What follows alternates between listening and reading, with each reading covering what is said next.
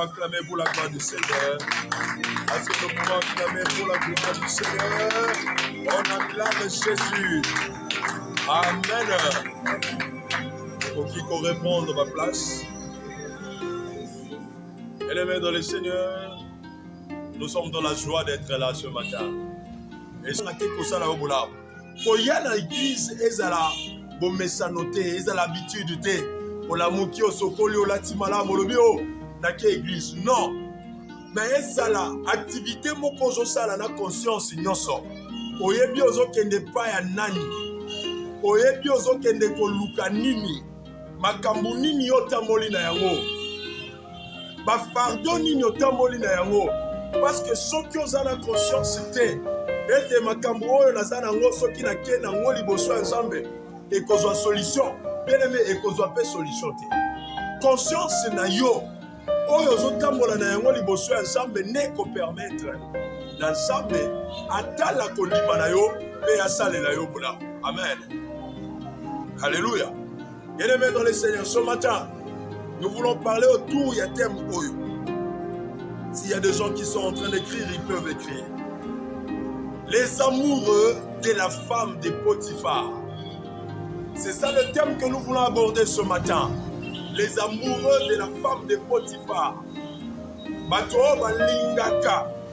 Dans balingami à moisi à Potiphar. Bien-aimés dans le Seigneur, nous avons déjà beaucoup lu dans la Bible, où nous avons déjà beaucoup entendu parler. Moisi à Potiphar, Potiphar wazalaki mokonzi na ye. Alukaki ye makangu. Alukaki aboya na ye. Alors Joseph, de plusieurs manière aboyaki. Bien aimé, nous avons déjà entendu parler de ça. Balomé la bicho yango, Joseph nanda kwa Potiphar, lokola esclave. Moisi ya Potiphar aluki abimana Joseph. Ainsi de suite, Simba quitté Joseph a kendaki na prison. Mais ce matin, par la grâce de Dieu, nous allons aborder les choses d'une certaine autre manière. Alléluia. Lorsque nous avons lu dans la Bible, ou lorsqu'on nous a parlé de cette histoire, on nous a présenté, moisi à Potiphar, lokola, yende mutabane ko luka Joseph, akoya na ye, abunga na ye, abima na ye, pe Joseph aboyaki. Mais ce matin, lorsque nous voulons parler sur les amoureux de la femme de Potiphar, les abananyo tozolinga tolobela na tongo lelo, bato balingaka. Voici à Potiphar. Alléluia. Mais d'abord, j'aimerais que nous puissions comprendre qui est un amoureux. Un amoureux, c'est celui qui éprouve de l'amour. C'est celui qui aime. C'est celui qu'on appelle amoureux. Quelqu'un qui éprouve de l'amour pour une personne. Quelqu'un qui éprouve de l'amour pour quelque chose. C'est un amoureux d'eux. Alléluia. On dit souvent, je suis amoureux de cette personne. Je suis amoureux de cette femme. Je suis amoureuse de cet homme. Je suis amoureux de cet habit. Je suis amoureux de ces chaussures. Bien aimé, un amoureux, c'est quelqu'un qui aime. C'est quelqu'un qui éprouve de l'amour. Bon amoureux. Donc, bon eloko songolo. Un amoureux, c'est un passionné. C'est un fan. Je peux le dire autrement. C'est un fanatique. Alléluia. Lorsque tu es amoureux, c'est-à-dire tu es passionné de la personne. Lorsque tu es amoureux, c'est-à-dire tu es fan de cette personne. Tu es amoureux de la chose. Tu es fan de la chose. Mais qui sont les amoureux de la femme de Potiphar? Nous allons le voir dans cette écriture. Mais avant, il y a un kotanga texte et l'équipe moulaï. Pour comprendre déjà l'histoire. Ligne les gars qui entre Potiphar, plutôt, entre Joseph, na moisi, ya mokozi na ye Potiphar, nous allons faire une marche en arrière, un pas en arrière, pour expliquer ceci. Parce que les personnages clés que nous allons utiliser ce matin, nous en avons trois. Il y a Potiphar, la femme de Potiphar, et il y a Joseph. Ce sont les personnages clés, un message aux personnes à ton lelo. Bato ya motuya oto kolobela makashi na tongo lelo eza Potiphar mwasi na ye pe Joseph oyo azalaki esclave na ye. Mais qui était Joseph? Qui était Potiphar? Avant de commencer le solo de Potiphar, j'aimerais que l'on parle d'abord de Joseph. Alors que la Bible nous démontre que Joseph, Jacob a soit qui a mais Joseph était le plus aimé de ses frères par son père, Jacob. Jacob a bané kolinga makasi. On en a Joseph parmi Yabana Meshus. Ils ont évolué comme ça et la grâce de Dieu en ce moment-là s'est manifestée sur Joseph. Joseph a commencé à avoir des songes. Autre chose, c'est ça qui est bien aimé dans le Seigneur. Il faut toujours savoir garder certaines choses pour soi. Lorsque Samba bandi kolakisa Joseph noto, makambo ekokomela ye na lobby. Joseph était encore ignorant. Il y a banoto wane kokai kolakisa nini. Est-ce que banoto wane bande kolobela ye, ça parlait de lui ou pas? Joseph a vu combien de fois ezalaki lokola matiti.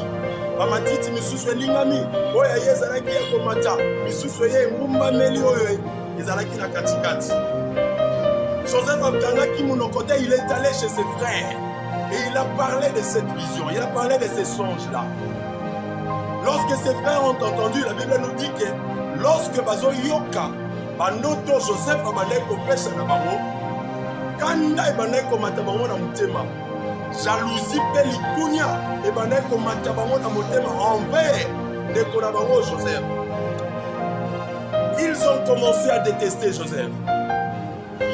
Joseph abandi a vu l'issue ndoto. Il a vu les étoiles, la lune, le soleil se prosterner devant lui. Il est allé dire à Jacob, voilà ce que j'ai vu, papa. J'ai vu la lune, les étoiles, le soleil se prosterner, tout ça devant moi. Papa n'a pas moto, il a compris la vision que Joseph avait vue. Papa n'a pas dit à Joseph, Joseph, donc tu veux dire, ngai tata na yo, maman na yo, na bandeko na yo nyonso ya mibali, tokoyande kongumba mela yo. Alléluia.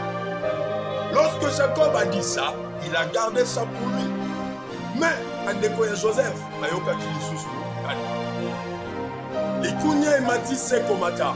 J'aimerais dire à quelqu'un ce matin, il y a de ces secrets que Dieu peut te donner. Il y a de ces visions et des révélations que tu peux avoir. Mais des fois, il y a des choses qu'il faut garder d'abord pour soi. Tant qu'on a nos jambes abîmées, on a pour les terres. Bien-aimé dans le Seigneur, il y a des choses, on ne sait pas qui est celui-là qui va trahir. On ne sait pas qui est celui-là qui va décevoir. Et d'ailleurs, le plus souvent, il y a des gens qui décevront. Alléluia. Alors, lorsque Joseph a dit que mon abiloko ya bongo, il continue à dire, à exposer, il s'est fait un jour. Jacob a dit bandeko na ye ya mibali bakende kopêtre bakende kolesa banyama bakei baumeli Jacob alobi na Joseph tala bana problème banini wana pour qu'on arrive jusqu'à Joseph à se retrouver dans ndako ya Potiphar likambo baninde wana. Alléluia. Joseph alandi bandeko na ye déjà na mosika. Lorsque bamoni Joseph babandi koloba na entre bango, oh tala mutu amonaka bandoto ye wana zoya, tala mutu amonaka biso lokola basali na ye wana zoya, tala mutu wana. Ils se sont dit des choses et ils se sont entendus que asala nini bazoye babomaye. Ils ont dit tozoye tobomaye lisolo na epesi la totala soki bandoto na ye wana ekokokisama. Dieu est comme ça. Les gens peuvent faire des réunions contre toi, auto-éliminer et tout poison. Bien-aimé dans le Seigneur, lorsque tu es dans le plan de Dieu, jamais à cause là toujours en sorte que Amen. Lorsqu'ils ont dit, Joseph, Lélo, Joseph,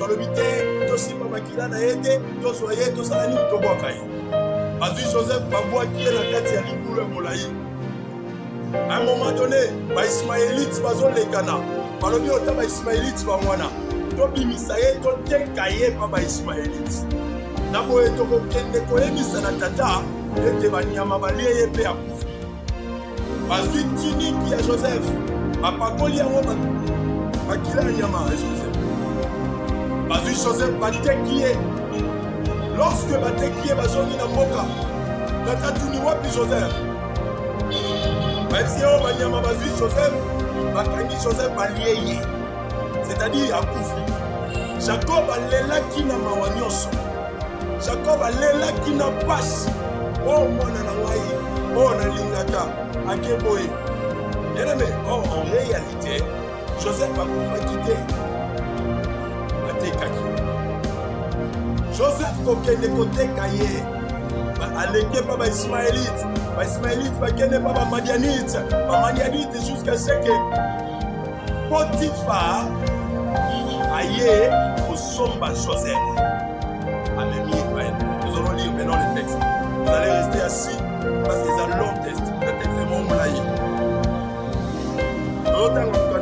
Nous sommes dans Genèse chapitre 39 versets 1 à 12. C'est tellement important tout à l'heure. Bible Zolobaboué. On fit descendre Joseph en Égypte. Et Potiphar, officier de Pharaon, chef de garde, égyptien, l'acheta des Ismaélites qu'il y avait fait descendre. L'Éternel fut avec lui, et la prospérité l'accompagna. Il habitait dans la maison de son maître, l'Égyptien. Son maître vit que l'Éternel était avec lui, et que l'Éternel faisait prospérer entre ses mains tout ce qu'il entreprenait. Joseph trouva grâce aux yeux de son maître, qui l'employa à son service, l'établit sur sa maison, et lui confia tout ce qu'il possédait. Dès que Potiphar lui établit sur sa maison et sur tout ce qu'il possédait, l'Éternel bénit la maison de Potiphar, de l'Égyptien, à cause de Joseph. Et la bénédiction de l'Éternel fut sur tout ce qui lui appartenait, soit à la maison, soit au champ. Il abandonna aux mains de Joseph tout ce qui lui appartenait, et il n'avait avec lui d'autre choix que celui de prendre sa nourriture. Il refusa et dit à la femme de son maître: voici, mon maître ne prend avec moi connaissance de rien dans la maison, et il a remis entre mes mains tout ce qui lui appartient, tout ce qui lui appartient. Il n'est pas plus grand que moi dans cette maison, et il ne m'a rien interdit, excepté toi, parce que tu es sa femme. Comment ferais-je un aussi grand mal, et pécherais-je contre Dieu? Quoiqu'elle parla tous les jours à Joseph, il refusa de toucher auprès d'elle, d'être avec elle. Un jour qu'il était entré dans la maison pour faire son ouvrage, et qu'il n'y avait là aucun des gens de la maison, elle le saisit par son vêtement en disant: couche avec moi. Il lui laissa son vêtement dans la main et s'enfuit au dehors. Est-ce que nous pouvons acclamer pour la parole de Dieu? On acclame le Seigneur pour sa parole. Alléluia. Bien-aimés dans le Seigneur, ça c'est un long texte du livre de Genèse chapitre 39 versets 1 à 12. C'est un texte qui nous démontre comment qu'est-ce que Nine Sala qui était Joseph a se retrouvé dans Katia Boloko. Bible zola kisami soboye. Lorsque bandeko ya Joseph bazui Joseph bamemi bateki ye. Beke ba Ismaélite bakeli na ye. Ba Ismaélite bakeli koteka ye pa ya Potiphar. Potiphar wazalaki chef de garde ya Pharaon. Alléluia. Le Bible zola kisami soete. Samba bandeko tambola na Joseph. Joseph n'était pas seul. La grâce de Dieu l'accompagnait partout.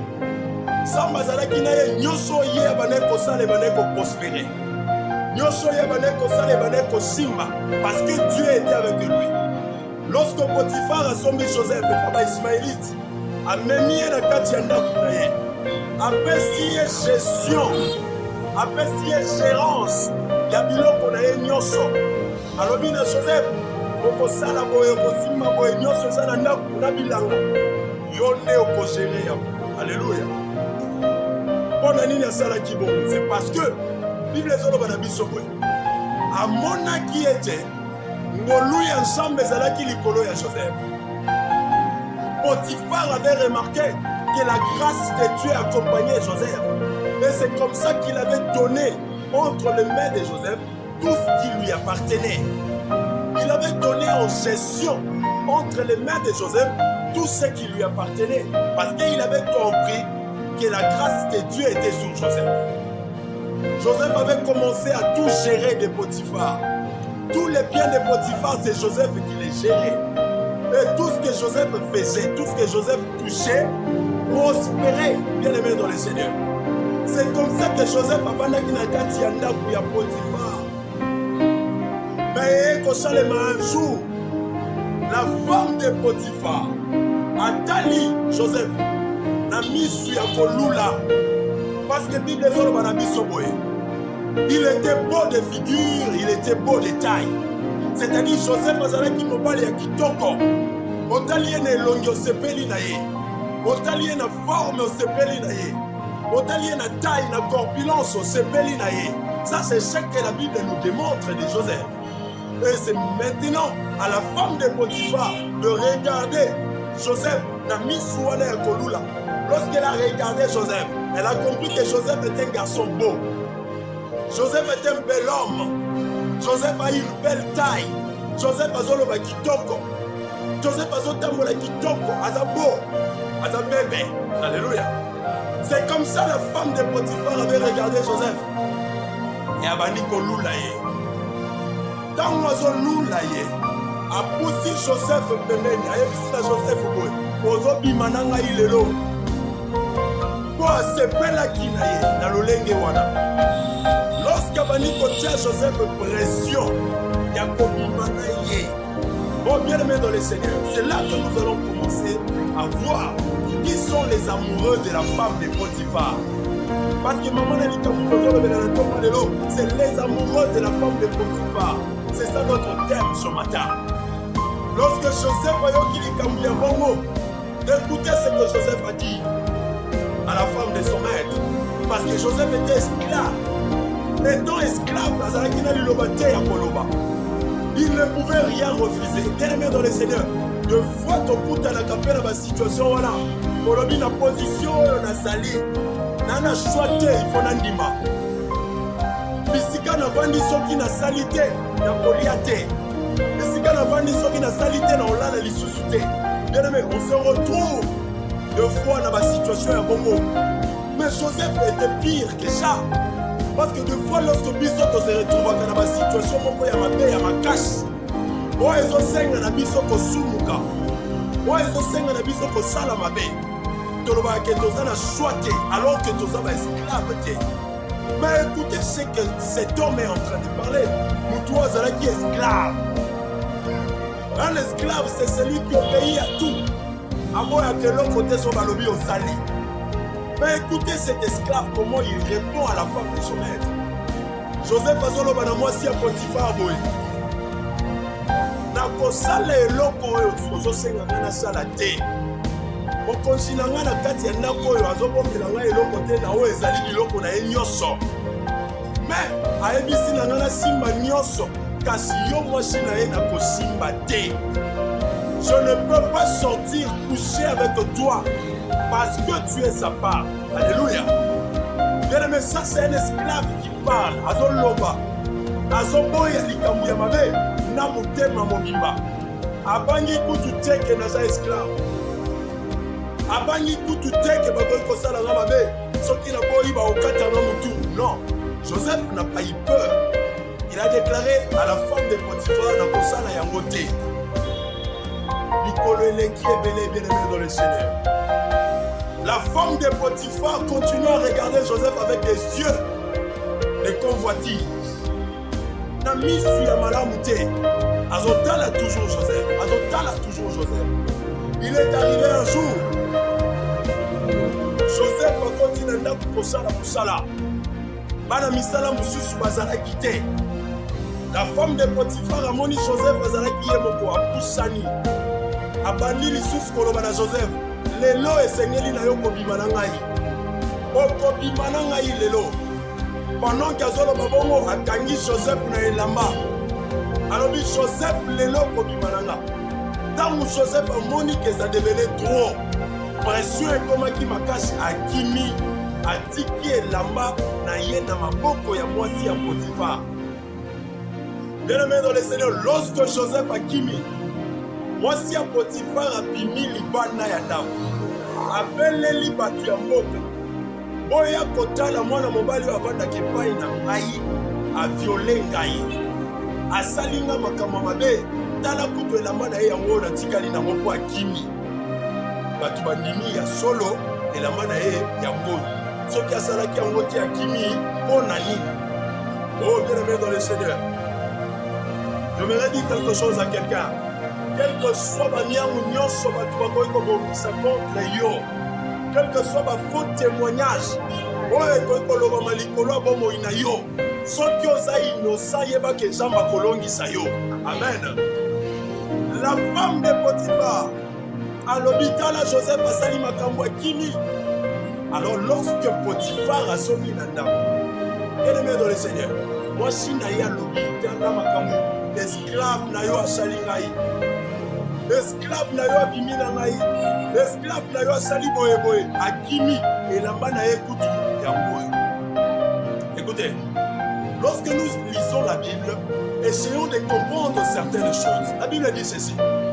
Potiphar azalaki chef de garde ya Pharaon en Égypte. C'est-à-dire, azalaki lokola chef ya sécurité ya président de la République. Donc mon konzi oyo agéraka sécurité ya mokonzi ya mboka nde ezalaki Potiphar. C'est que Joseph azalaki na esika te oyo ye akokaki kokima Potiphar. Po Potiphar azalaki na gestion ya sécurité ya mboka. Potiphar azalaki na gestion ya sécurité ya Pharaon. Ayebaki basirkuit nini banzela nini kolanda mpona kokanga Joseph, malgré Joseph akimaki. Alors il est arrivé que bakangi Joseph, batie na boloko. Joseph est allé en prison. Jusqu'à ce que nous connaissons l'histoire. Ndenge nini Nzambe abimisaki Joseph na prison pour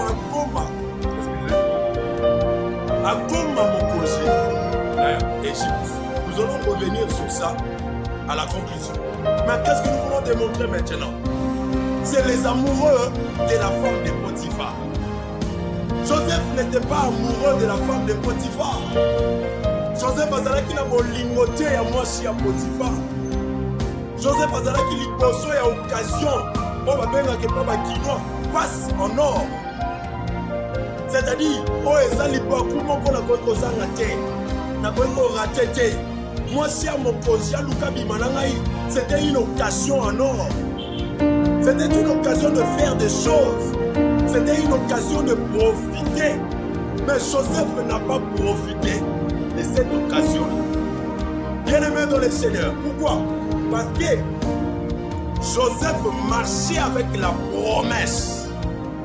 Joseph azalaki na bandoto ya makambo ya malamu nzambe banekolakisa ye. Joseph banekotambola na ngolu ya nzambe. Lorsque tu marches sous la grâce de Dieu, les années biloko yo kotika la kosala jamais. Quel que soit et se présenter l'émotion na yo na facilité. Pour kosala yango te parce que tu as des promesses sur ton avenir. Alléluia. Joseph a boyi kosala, mais il y a de bien-aimés aujourd'hui. Les amoureux de la femme de Potiphar. Ils sont nombreux. Bandeko bazolinga mwasi ya Potiphar. Lelo baza ebele. Baza tellement ebele. Mais nous allons prendre quelques exemples seulement. Pour la expliquer, il s'agit de banane. La femme de Potiphar azanani. La femme de Potiphar est l'image. La femme de Potiphar l'image du fruit de l'arbre interdit de toucher et d'en manger. Alléluia. Voici un Potiphar aza lokola. Mbuma shamba lobaki na Eden. Na Adam na Ève bokolia te pe bokosimba te. Parce que la femme de Potiphar, c'était la femme du maître de Joseph. Azalaki mwasi ya mokonzi ya Joseph. Bokosimba na nyonso. C'est un peu ça ce que la Bible nous démontre. Il a dit que la Bible Sam a vu nyonso plutôt. Joseph a vu Potiphar a vu biloko nyonso tiki na gestion ya Joseph. Après si gestion ya libole na ye. Après si gestion ya banyama, gestion ya bamai, gestion ya bazamba, gestion ya bilanga. Mais moi si na ye okosimba te. Alléluia. C'était comme ça en Éden. Jamba ye akeli mutu. Alobi na Adam, bokolia nyonso. Bokomela mai, bokosimba nyonso. Kasi mbuma wana. Oyo eza na katikati ya nzete, oyo eza na katikati ya Eden. Bokosimba te pe bokolia te. Oh bien-aimé dans le Seigneur, le péché est doux, le péché est bon. L'homme a toujours été attiré par ce qu'on interdit, différemment à Joseph. Alléluia. Et l'homme va pékishi na mutune mutoyo kakaposa ya kolia, même posa ya kosimba. Mais Joseph, Potiphar apesi ye nyonso, kasi apesaki ye mwasi na ye te. Potiphar atikeli ye nyonso, kasi atikelaki ye mwasi na ye te. Joseph ayebaki yango. Alobi ngai bapesi ngai nyonso, kasi bapesi ngai yo te. Nakosimba yo te, nakobima na yo te. Ce qui s'est passé en Éden, bien-aimé dans le Seigneur, Dieu a dit à Adam et Ève, vous n'allez pas manger. Mokolo wana Satan lekaki, akutani na Ève, a flatté, a séduire Ève. Ève pe akwei, azwi mbuma alie, amemi mbuma epai ya Adam pe alie lisumu seni ekoti. O bakino balobaka mabe ekoti. Alléluia. Lorsque balie yango mabe ekoti na mboka, mabe ekoti na mokili, bokabwani ekoti entre bango na jamais. Bien-aimé dans le Seigneur, Joseph, lui, n'a pas fait ça, il a obéi. Joseph n'a pas fait ça.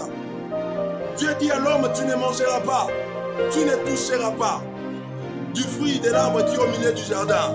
Mais l'homme a touché. Joseph dit à la femme de Potiphar, il ne m'a rien interdit. Qui? Potiphar, mon maître, ne m'a rien interdit, excepté toi, parce que tu es sa femme. Maître nanga peki singa lokote kasa peki singa yo posa mwasi na ye. Qui sont les amoureux de la femme de Potiphar? Les amoureux de la femme de Potiphar, ah, c'est les amoureux du péché. Alléluia. Eza bato balingaka masumu. Eza te lisumu nezo séduire ye, mais ye nazo séduire lisumu.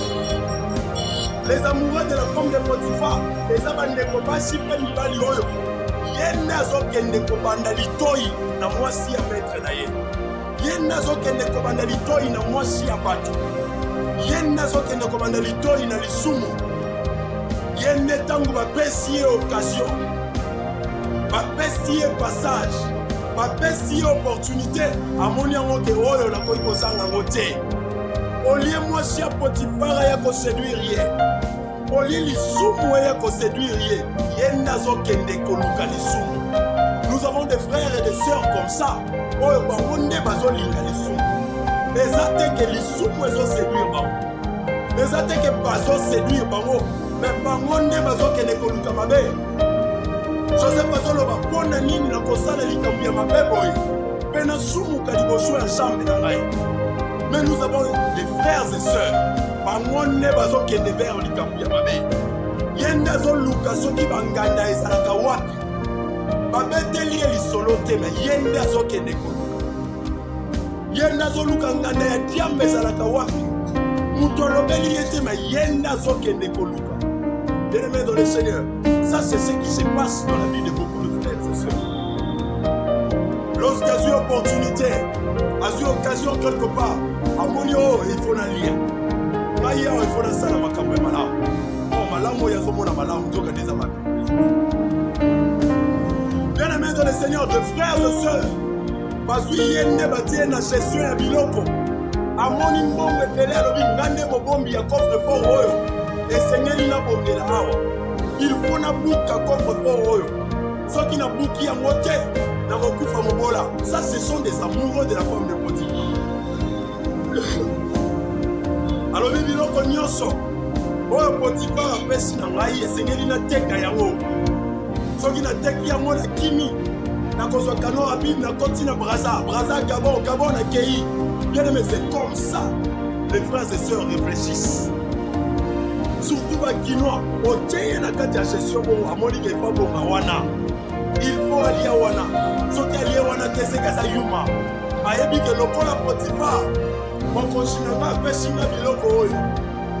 Esengeli na ngai pe libota na ngai bongela awa. Bien aimé, libota ekobonga te na biloko moyibi. Libota ekobonga te na biloko détournement. Mais libota ekobonga na biloko ya solo, ya logique, ya droiture. Alléluia. Les amoureux de la femme de Potiphar, ce sont des chercheurs des femmes d'autrui. Donc moi si à Potiphar avani na ina ndaku kimia, yenda zokende koluka ye.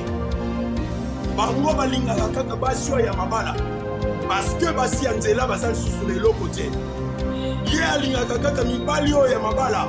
Parce que les jeunes garçons basali susu lelo côté. Bandeko basi pe mibali ya boye. Bango nde baza ba mourir ya mwasi ya Potiphar. Parce que mwasi ya Potiphar avani na ina kimia. Awa ezate mwasi ya Potiphar nde ake koluka bango. Ndenge mwasi ya Potiphar bane koluka Joseph. Mais awa ezake bango nde bazokende kotumbola mwasi ya Potiphar. Mobali ya batu na kati ya libala ye wana nde mobali ya kitoko. Mwasi ya batu na kati ya libala ye wana nde mwasi ya kitoko. Ce sont des amoureux de la femme de Potiphar. Alléluia. Nous avons des frères et sœurs lelo basigna na bango. Ngaya tana dame mwasi ya mokonzi asanga rien. Bien aimé dans le Seigneur, c'est ça la réalité que nous sommes en train de vivre. Vous oubliez une chose. La Bible nous fait voir que Potiphar était chef de garde de Pharaon. Chef de sécurité à Mokonzi Mboka. Et ça n'a pas de komibali bango ba signa. Ataja mwana Mokonzi Mboka ngana odameye. Ataja mwasi ya Mokonzi Mboka ngana odameye. Oya signa banga insulté. Bien aimé, soki Joseph Samba épargné qui est dans liwa. Na maboko ya Potiphar. Et ça parce que Joseph a un kotambola na alima. Lorsque yo kokende kotambola na lolengi ya mabe, pona koluka bashi ya batu. Ezala ya batu minene, ezala ya bakoshi. Oyo bakosala yo eza oyo te Nzambe apermetaki te ekomela na Joseph. Alléluia. J'ai toujours dit ceci. Le plus souvent, bazoyebisa na mutu na nzela Nzambe azoboya, luka Nzambe azoboya, sela Nzambe azoboya. Lolenge moko ezalaki na Jonas. Jonas Nzambe abengi ya boyi kino mbisi ayaki komela ye. Mais soki mbisi amelaki Jonas mpe akendaki kosanza ye, yo oza na expérience moko te na Jonas. Soki mbisi ameli yo peut-être akosanza yo te. Bien-aimés dans le Seigneur, les amoureux de la femme de Potiphar, ce sont les passionnés du mal. Mutu aza tellement elengi ya mabe, aza tellement na passion ya makambo mabe. Ye nazoluka bisika nini babwakaka bambasu, ye nazoluka bisika nini basalaka bapoison mpona kotiela baninga. Parce que na kati na ye aza tellement na bolingo ya makambo mabe. Soki asali mabe te aza kimia te, azovanda kimia te. Soki ake koluka bisika mabe elalaka te, akovanda kimia te. Olie na ye ayoka lisolo ya makambo ya mabe ezosalema, ye nde bazoya kotuna ye lolenge nini basalaka yango. Les amoureux de la femme de Potiphar, eza bandeko basi nyonso bayebi ndaku nini bakendaka kolongola jemi. Ye nde ayebi bisika balongolaka liyanzi wana. C'est un amoureux de la femme de Potiphar. Parce que la femme de Potiphar est représentée ici comme le péché. La femme de Potiphar est représentée ici comme le monde, comme le mal. Dès que moi, si il y a des couloirs, des laboratoires, oh, il y a des qui se l'ont la case, ils sont à 2 mois, à 3 mois. C'est une amoureuse de la femme de Potiphar. Et comme on parle, il y a des bisika nyonso. Oh, basimaka kisi pona ko séduire. Bashi ya mabala. C'est un amoureux de la femme de Potiphar. Parce que lorsque tu marches vers le péché, tu es un amoureux de la femme de Potiphar. Parce que moi, si à Potiphar, yenda kendaki vers Joseph. Mais yo, il y a vers Yote, mais yonde, vers le lorsque nous allons continuer à te parler sur la bénédiction, et que Oyebi Makambo, t'es bien aimé dans le Seigneur, aujourd'hui, nous avons la Makambo, mais inutilement. Il s'est engagé na yo, koyeba ndenge nini kotambola, kobanga jambe po soki makama ekomi jambe eba ndenge nini akoépargne yo. Yo eza soki likambo mokie ekomeli yo, il faut ekoma grave. Ezokoma grave mpona nini ozotambola malamu te. Olingi mabe oza na bolingo ya mokili. L'amour du monde, l'amour de la femme de Potiphar eleki yo tellement makasi. Oh bien-aimé dans le Seigneur, la jardin de Dieu, ils s'attendaient à qu'il ne séduire Ève. Mais les amoureux de la femme de Potiphar, ils s'attendaient à ce qu'il ne séduire Bango. Bango ne va séduire Satan. C'est que le niveau ya mabé na yo est comme ma cache. Oli Satan a séduire yo. Abenda yo vers l'issum. Yo ne ozo attirer Satan. Satan ozo sentir que bomo ina yo eza na posa lisumu. Satan azo sentir que bomo ina yo eza na posa makambo mabe. Azo disposer yango liboso na yo. Yo moko ozo s'exposer liboso ya makambo ya mabe. Likolo liboso ya lokuta. Liboso kindumba. Liboso milangwa. Satan azo la séduire. Dans Satan azo mona ba o. Mais batongo na lukande ba muti. Olinga na nyokwama. Nabana ko luka bato. Mais mutu ye moko ye ozo mipesa. Parce que yondo ozo s'exposer. Ozo s'exposer liboso ya mabe. Confiance na yo ekoko sala te bien aimé dans le Seigneur. Et ça n'a pas de combat si mi bali lelo. Mabonga na vie à cause il y a confiance. À cause il y a confiance, grâce il y a confiance. Oyo bantu ba sala bango ne bongisa bango. Lorsque Potiphar lelo akoki kosala yo confiance ke yo oza mwana malamu, yo oza mwasi malamu, yo oza mobali malamu, soki bapesi yo bomengo okobomba yango malamu, soki batikeli yo bana basi yo mwana mobali eske okosala bango mabe te, soki batikeli yo mibali ya kitoko liboso na yo eske okokwea na bango te ndeko mwasi. Lorsque Potiphar akoki kosala yo confiance lelo ayebake ndenge na sante boye likambo mabe ekokoma te. Lorsque soki batikeli yo gestion ya eloko wana ekokende liboso, bien aimé dans le Seigneur, la confiance n'existe presque plus. Confiance eza ekosila parce que mutu nyonso akomi yanke. Ezala bandeko basi mibali kati na nkolo bakomi bayanke. Azobondela azolela. Mais tant que nous exposé liboso ya likambo akwei ya bosani aza mokristo. Ndeko mokristo azobondela azoloba langa azolela otikeli ye kaka gestion ate ya $500 ki mokristo nyonso ebungi. Otikeli ye ndeko mwasi ya kitoko frère en Christ akwei ya lembi. Mais Joseph alobi boye bapesi ngai gestion ya nyonso mais yo bapesi ngai yo te. Alléluia. Comment est-ce que tu as mati ça? Comment est-ce que tu as mati ça? Confiance na biso et pas ya bato. Confiance ezali susuda. Bande komi bali pe basi bangonde akomi ko sepela na mabe. Olie balekana na nzela ya mabe par hasard. Yenda zokende koluka nzela ya mabe ezalaka wapi? Boyebisanga bisikani bakotaka. Pour qu'on sacrifie bateau pour qu'on mongo. Oui, mais ça n'a rien à voir Dubaï pour qu'on appelle que les coloniens n'ont pas mongo. Oui, mais ça n'a rien à voir pour qu'on kanga mobile na kiss. Ce sont des amoureux de la femme de Potiphar. Moi si à Potiphar a bandi, yondo zo que les kolukaye. Il y a des gens comme ça. Les amoureux du péché. les amoureux du péché. Au départ, j'ai dit ceci. Secret. Et ça a à un moment donné. Des choses qu'on ne doit pas exposer à tout le monde. Le lingue de Joseph Lobaki Makamu. Makamu na yeba tu nyonso bayoki. Mais babandi ko lingue la ye makanisi ya mabe. Bien aimé, deux fois, il y a des choses qu'il faut garder. Mais nous avons des amoureux de la femme de Potiphar lelo. Yende azokende ko révéler secret. Amoni ngane na abol. Ce qui n'a pas été à Genete na oliate. C'est apesi déjà secret ya momo inaye. Momo ngane na abol. Son a côté hôtel par jour dans la apesi déjà faiblesse na exposé faiblesse na. Il y a même de ces faiblesses qu'il faut gérer. Alléluia. Parce que bisognos sont tous à la faiblesse. Mais il y a des faiblesses gérées en Oyomoko. Lorsque tu les exposes, lorsque tu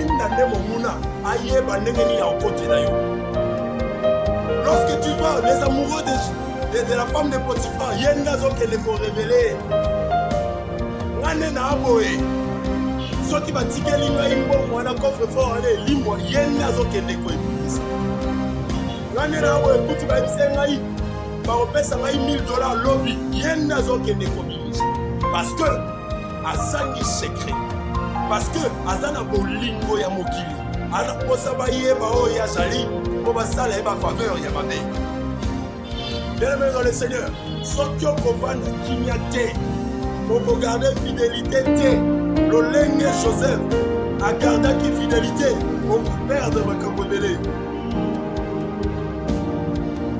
Olé à moi si à Potiphar, aya ko séduire yo n'oso séduire. Olé à moi si à Potiphar aya ko lobela yo, la nangai bima nangai, yo n'oso kende ko ebisa ye, na sala posa ya ko bima na yo. Olé moyibi, aya ko leka pembe na yo tuna yo conseil toi tika ki moyibi tote, yo ne moyibi ya munene oso kende ko ebisa na batu. Appena benda ka plan. Bien-aimé, lorsque tu t'exposes à la femme de Potiphar, tu es un amoureux du péché. Tu es un amoureux du mal. Parce que ozokotisa lisumu na kati ya libota. Parce que ozokotisa mabe na kati ya libota. Lorsque mabe koleka, bien-aimé dans le Seigneur, Joseph azalaki épargné, azalaki na likambo te na Potiphar. Mais azalaki na likambo te na mwasi ya Potiphar, yango Nzambe atombolaki. Mais soki yo kotambola à la contre ya réalité ya Joseph, c'est que yo Nzambe akokitisa ye. Alléluia. Soki yo kosepela na masumu, kosepela na mabe, soki yo kosepela na mwasi ya Potiphar, yo Nzambe akokitisa yo. Samba épargnaka batu oyo baboyaka masumu baboyaka mabe. Oyebi ke oyo eza mabe na sala te. Eza te ke oyebi ke oyo eza lisumu yo ozosepela na yango. Yo ozosepela na lisumu ozosepela osala yango lisusu mpe lisusu. Soki osali yango te se koza yuma se koza mobali te. Soki osali yango te oza yuma oza mwasi te. Bien-aimé dans le Seigneur, eza na makambo oyo esengeli na yo koyeba o Nzambe aloba likolo na yo po epermettre yo otambola na alima. Alléluia. Est-ce que oyebi bapromese oyo Nzambe azalaka nango likolo ya bomoi? Nzambe aloba nini likolo ya bomoi na yo po epermettre yo okima masumu okima mabe? Maye Nzambe alobela yo yango nde kopermettre yo oyeba ndenge nini na yo kotambola na koleka boye te na kotambola boye te. Parce que Nzambe aza na bapromese ya malamu likolo ya bomoi na ngai. Ndako nini ya nganga bazokotisa yo? Eske bazokotisa na makasi po yo moko nde ozokende parce que oza na bolingo ya masumu, parce que oza na bolingo ya mokili. Alors bien aimé, nous allons continuer.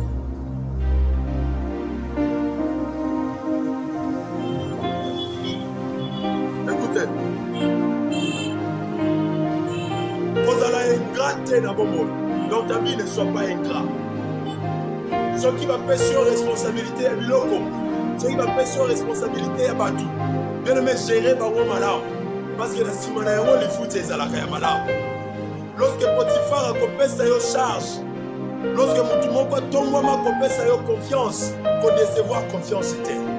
La confiance, c'est le meilleur élément au moins dans la jambe nyonso sengeli azala na yo. Batu basala yo confiance po bayebi ke yo o décevraka te. Epai na yo trahison ezalaka te. Ata tolali tokangi misu toyebi ke nyonso epai na yo ekosimba. Eloko ekobunga eza te. Eloko ekobeba eza te. Kozala yanke te. O nga na sinyaka na ngai. Ata koza mwasi ya Potiphar. Nga na koleka ye. Bien aimé. Kozala yanke te. O ateze eloko batu nga na odame yango. Kozala yanke te na bi. Ebomaka. Alléluia. Kozala yanke te eloko basimbi so olobi nga na lia yango.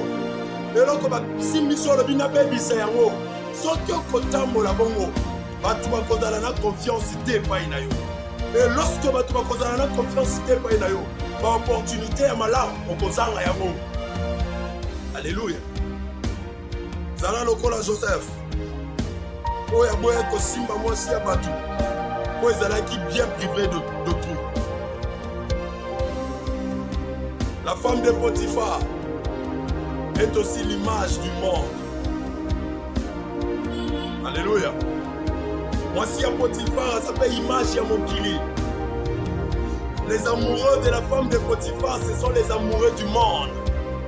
Les gens qui aiment le monde et tout ce qu'il y a dans le monde, ce sont les amoureux de la femme de Potiphar. Parce que nous prenons ici la femme de Potiphar comme l'image du monde. Tous ceux qui aiment le monde, tous ceux qui adorent le monde sont l'image, sont les amoureux de la femme de Potiphar. Écoutez, 1 Jean chapitre 2 verset 15 à 16.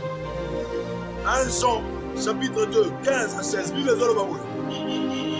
N'aimez point le monde, ni les choses qui sont dans le monde. Si quelqu'un aime le monde, l'amour du Père n'est point en lui. Car tout ce qui est dans le monde, la convoitise de la chair, la convoitise des yeux et l'orgueil de la vie ne vient point du Père, mais vient du monde. Alléluia. Bosepelana mokilité, bolinga mokilité, na biloko eza na kati ya mokili.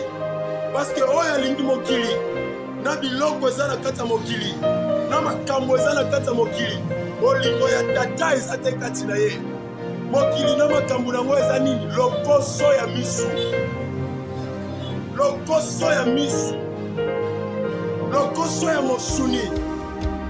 Esengeli na ngai kolala bashi ebele.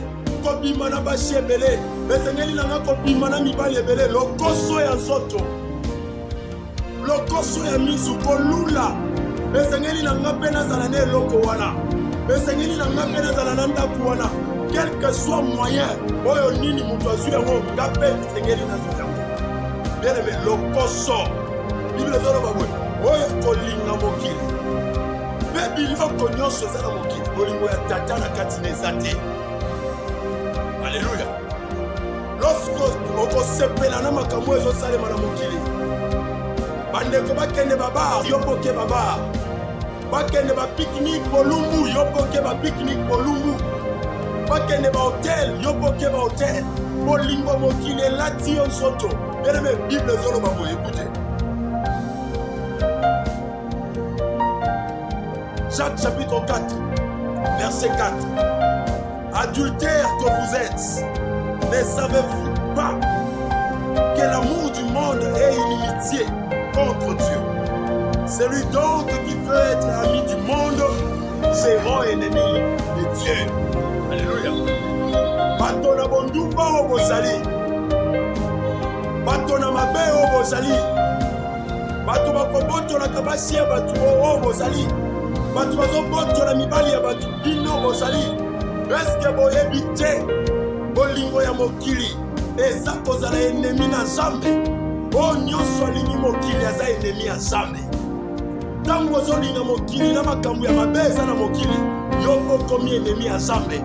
Bien aimé, lorsque ozokoma ennemi ya mutu, tobelelaka mutu aleki makasi po alongisa biso. Lorsque ozokoma ennemi ya mokonzi songolo, tobengaka mokonzi mosusu po apesa biso poa.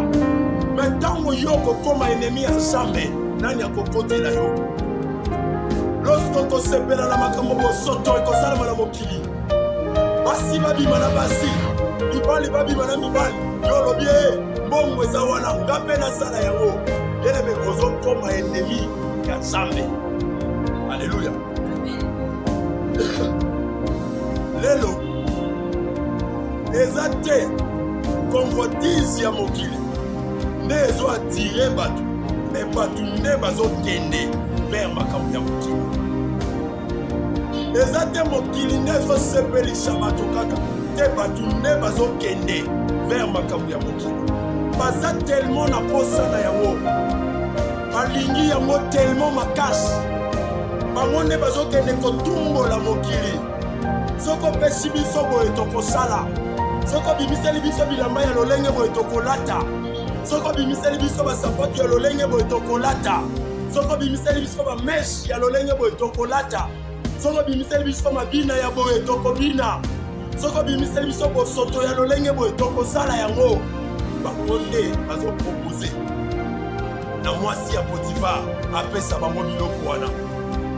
Bato nde bazokende kopropose bimisela biso mabina ya bosoto ya lolenge boye, bimisela biso kolata ya bosoto ya lolenge boye tokosala yango.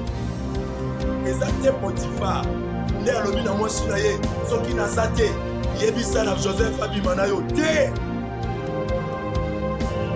Lelo bandeko basi mibali, bango nde bazotambola koluka bisika mabe ezali, bango nde bazosepela na mabe kasi Bible ezoloba boye, oyo akosepela na mokili bolingo ya tata kati na ye eza te. Est-ce qu'on peut se lever pour un seul instant, une seule minute? Je dois prier une seule minute. Ozokisa na Nzambe. Seigneur, napusani lisusu liboso na yo na tongo lelo, nayoki maloba na yo, ososolisi ngai banani baza baamoure